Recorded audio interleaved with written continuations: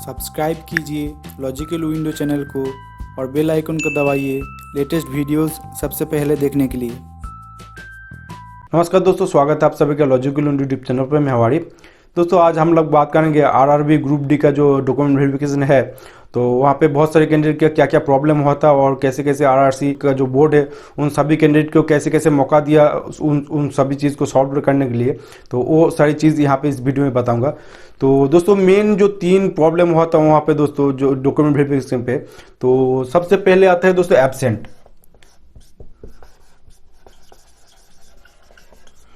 दोस्तों सबसे पहले आता है एब्सेंट पे। तो वहाँ पे दोस्तों एब्सेंट जो कैंडिडेट था उनका दो रीज़न था दोस्तों।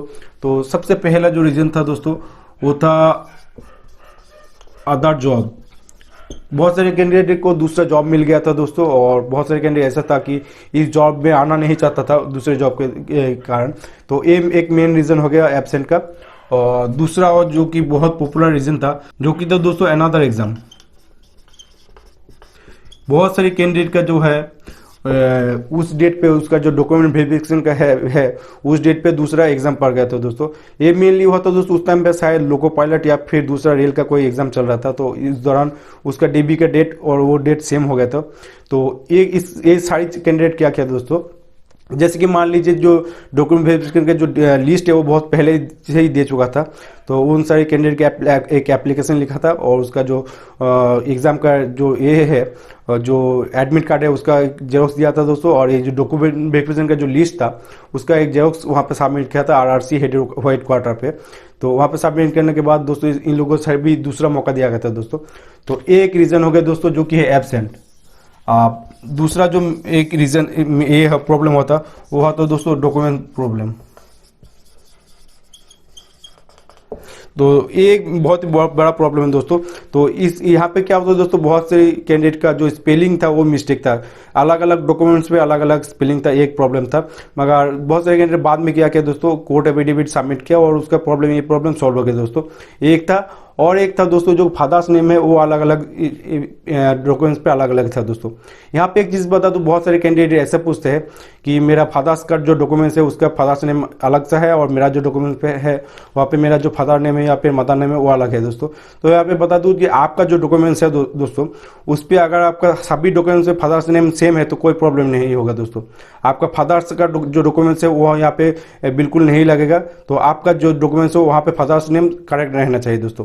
तो एक चीज़ हो गया डॉक्यूमेंट्स प्रॉब्लम। और थर्ड और जो मेन प्रॉब्लम है दोस्तों वो है दोस्तों बायोमेट्रिक मिसमैच।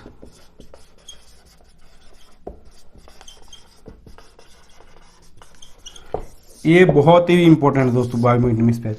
तो ये बायोमेट्रिक मिसमैच 3 तरह के होता है दोस्तों। सबसे पहले तो होता है फिंगरप्रिंट मिसमैच। तो ये मेन प्रॉब्लम होता है दोस्तों।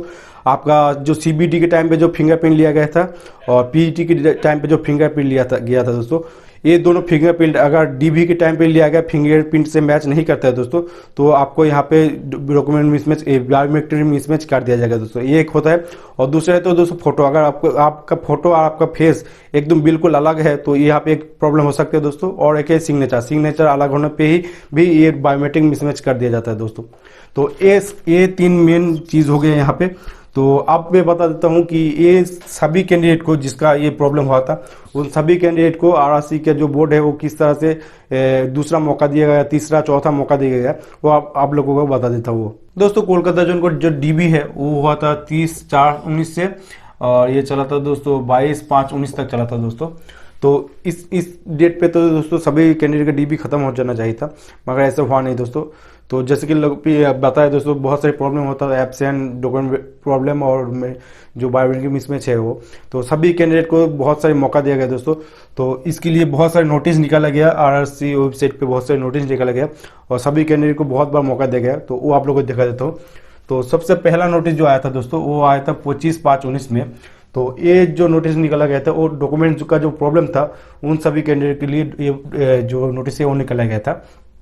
तो डॉक्यूमेंट्स प्रॉब्लम के लिए ये नोटिस निकाला गया था और सभी कैंडिडेट को दोस्तों 27/5/19 से लेकर 31/5/19 तक का टाइम दिया गया। और जो आरआरसी का जो मेन हेडक्वार्टर है आरसीईआर का, तो वहाँ पे बुलाया गया और डॉक्यूमेंट वेरिफिकेशन के लिए फिर से दोस्तों। तो ये हो गया दोस्तों पहला नोटिस। अब आते हैं दूसरे नोटिस पे। तो ये नोटिस तो दोस्तों एब्सेंट जो कैंडिडेट है उन लोगों के लिए दोस्तों। तो टोटल 105 कैंडिडेट एब्सेंट था दोस्तों डीबी के टाइम पे। तो उन सभी कैंडिडेट को दूसरा मौका दिया गया और उन सभी कैंडिडेट को 26/6/19 में आर से DER की जो मेन हेड क्वार्टर है वहाँ पे बुलाया गया डॉक्यूमेंट वेरिफिकेशन के लिए फिर से दोस्तों। उसके बाद आता है दोस्तों थर्ड नोटिस पे। तो ये जो नोटिस है दोस्तों, ये नोटिस था दोस्तों बायोमेट्रिक मिसमैच कैंडिडेट के लिए। तो वहाँ पे टोटल 117 कैंडिडेट था जिसका बायोमेट्रिक मिसमैच हुआ था दोस्तों डॉक्यूमेंट वेरिफिकेशन टाइम पे। तो उन सभी कैंडिडेट को बोला गया कि 27/6/2019 में आने के लिए, और उन सभी कैंडिडेट को फिर से जो डॉक्यूमेंट वेरिफिकेशन है वो होगा, बायोमेट्रिक होगा, और उन सभी कैंडिडेट को सैंपल लिया जाएगा दोस्तों, ऐसे बोला गया था। तो मान लीजिए उसका सिग्नेचर और लेफ्ट थंब इम्प्रेशन मैनुअल जो होता है इंक से लेके जो लेता है वो, और एक हैंड राइटिंग लिया जाएगा दोस्तों। तो इन सभी कैंडिडेट को वो सैंपल लिया गया दोस्तों। सैंपल ले जाने के लिए नोटिस निकाला गया दोस्तों यहाँ पे। अब आते हैं नोटिस 4 पे दोस्तों। तो ये भी निकाला गया था दोस्तों एब्सेंट कैंडिडेट के लिए। तो जैसे कि आप लोग को पता है पिछले दिन पे जो नोटिस था 105 कैंडिडेट एब्सेंट था दोस्तों। सभी 105 कैंडिडेट को 26 तारीख को बुलाया गया था दोस्तों। तो यहाँ पे 26 तारीख में देखा गया कि 105 कैंडिडेट में से 24 कैंडिडेट प्रेजेंट था दोस्तों, और 81 कैंडिडेट जो था एब्सेंट था दोस्तों। तो इस 24 कैंडिडेट का जो है वो वहाँ पे डीबी हुआ था, और 81 कैंडिडेट जो एब्सेंट था दोस्तों उस दिन पे, तो उन लोगों को और मौका नहीं दिया गया दोस्तों। तो उन लोगों का कैंसिल कर दिया, जो एप्लीकेशन था वो कैंसिल कर दिया दोस्तों। तो ये हो गया दोस्तों नोटिस 4। अब आते हैं दोस्तों नोटिस 5 पे। तो ये नोटिस 5 है दोस्तों बायोमेट्रिक मिसमैच कैंडिडेट के लिए निकाला गया। तो जैसे कि पहले देखा 117 कैंडिडेट ऐसा था जिसका बायोमेट्रिक मिसमैच हुआ था दोस्तों। तो उस दिन देखा गया उस सभी कैंडिडेट को 27 तारीख को बुलाया गया। तो 27 तारीख को देखा गया दोस्तों 117 कैंडिडेट में से 71 कैंडिडेट जो था वो प्रेजेंट था उस दिन पे, और इन सभी 71 कैंडिडेट का जो है उसका जो बायोमेट्रिक का जो सैंपल है वो लिया गया फिर से 71 कैंडिडेट का, और 46 जो एब्सेंट कैंडिडेट था दोस्तों उनको फिर से मौका दिया गया दोस्तों। तो उन लोगों के 11/7/2019 के फिर से बुलाया गया सैंपल कलेक्ट करने के लिए। तो ये हो गया एक नोटिस। और अब आते हैं दोस्तों लास्ट नोटिस पे दोस्तों। ये निकाला गया 6 नंबर नोटिस है वो गया निकाला गया, वो निकाला दोस्तों 12/7/2019 में निकाला गया। ये भी बायोमेट्रिक मिसमैच कैंडिडेट के लिए। तो यहाँ पे दोस्तों देख सकते हैं पिछले नोटिस में टोटल 46 कैंडिडेट एब्सेंट था, उन लोगों को फिर से मौका दिया गया था। तो यहाँ पे क्या हुआ, 46 कैंडिडेट में से दोस्तों 6 कैंडिडेट प्रेजेंट था उस दिन पे, और 40 कैंडिडेट फिर से एब्सेंट था दोस्तों। तो इस बार ये जो 40 कैंडिडेट है इसका और मौका नहीं दिया गया दोस्तों। यहाँ पे इन सभी 40 कैंडिडेट को जो एप्लीकेशन है दोस्तों वो कैंसिल कर दिया गया यहाँ पे।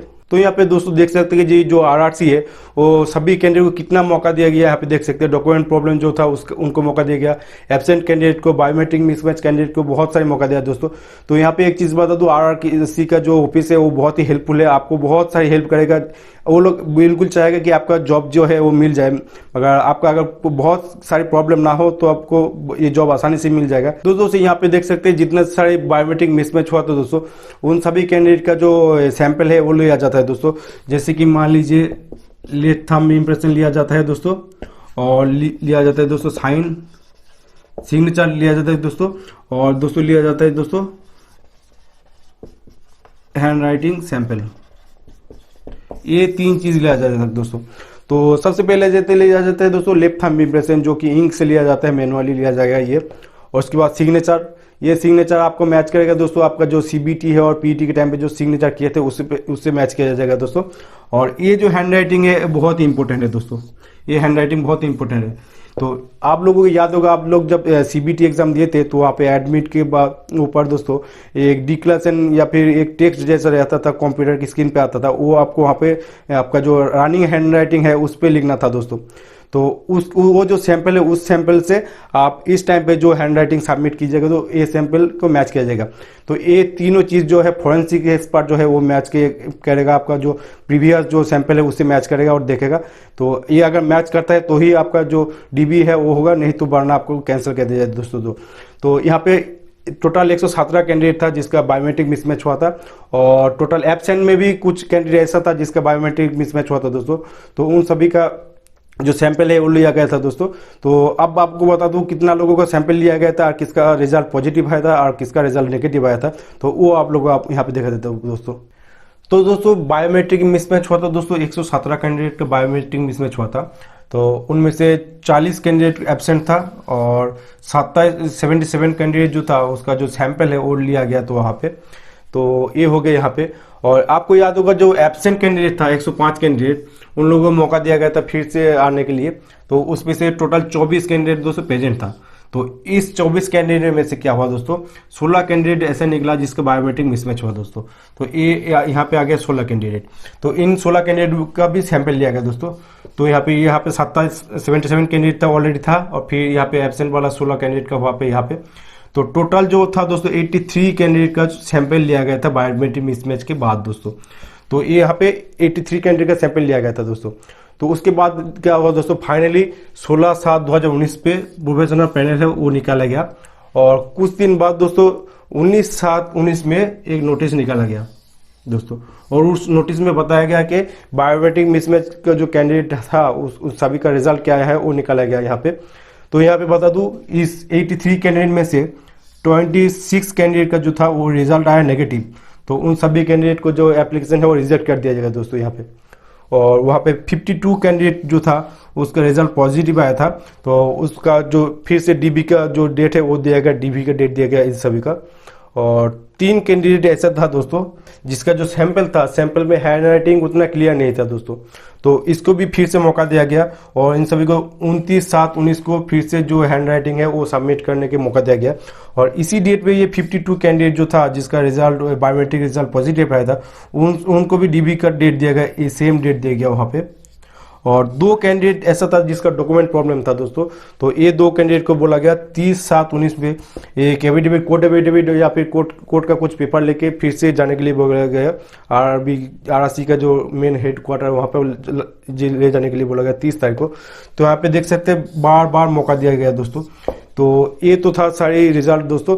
तो यहाँ पे एक चीज़ ध्यान रखना चाहिए दोस्तों, आपका जो बायोमेट्रिक है वो बहुत ही खास है, ये अच्छे से होना चाहिए दोस्तों। तो ये हो गया सारी चीज़। तो दोस्तों आज का वीडियो इतना ही। अगर ये वीडियो आपको बहुत ही अच्छा और यूजफुल लगी हो तो इस वीडियो को जरूर से जरूर लाइक कर दीजिएगा और आपके दोस्त लोगों का शेयर कीजिएगा ताकि उनको भी हेल्प हो जाए। और दोस्तों अगर इस चैनल पे आप नए हो तो सब्सक्राइब जरूर कर लेना दोस्तों, क्योंकि आगे बहुत ही इंपॉर्टेंट और यूजफुल वीडियोज आने वाला है RRB ग्रुप डी के एग्जाम रिलेटेड। और नेक्स्ट वीडियो में मैं दोस्तों RRB ग्रुप डी का जो स्टेप 4 है और लास्ट स्टेप है, बहुत ही इंपॉर्टेंट है और लास्ट स्टेप है, उसके बारे में बात करेंगे, जो कि मेडिकल एग्जामिनेशन यानी कि मेडिकल टेस्ट।